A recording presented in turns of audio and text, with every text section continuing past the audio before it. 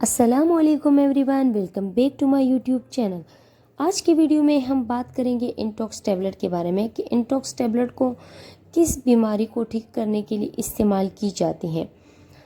सबसे पहले अगर आपने हमारे चैनल को सब्सक्राइब नहीं किया, हमारे चैनल को सब्सक्राइब कर दे ताकि हमारे आने वाले तमाम वीडियो आप तक बआसानी पहुँच सके। चलते हैं वीडियो की तरफ। इंटॉक्स टैबलेट को डायरिया को ख़त्म करने के लिए, यानी कि अगर किसी पेशेंट्स को डायरिया का मसला हो जाए, यानी उससे मोशन और वॉमिटिंग स्टार्ट हो जाए, उसको ठीक करने के लिए जो है ना इस मेडिसिन का यूज़ की जाते हैं। या अगर किसी पेशेंट्स को लूज़ मोशन है और वो किसी और मेडिसिन से ठीक नहीं हो रहा, जैसे कि अगर फ्लैजेल से भी वो जो मोशन है वो ठीक नहीं हो रहा, तो तब भी इस मेडिसिन का इस्तेमाल किया जाता है।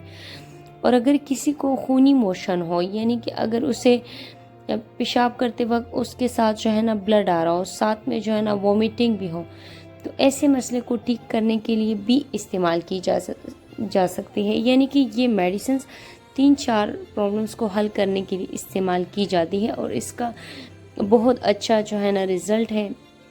और अगर आपका स्टमक भी बहुत ज़्यादा अपसेट है या हाजमा ख़राब है, तो तब भी ये मेडिसिन इस्तेमाल करवाई जा सकती हैं। सबसे पहले अगर हम बात करें इस टैबलेट की, एक अच्छी खूबी ये भी है कि इसको प्रेगनेंसी के दौरान भी इस्तेमाल करवाई जा सकती है। और जो माएँ बच्चे को फीड करवा रही होती है, वो माएँ भी इस मेडिसिन को इस्तेमाल करवाई जा सकती हैं।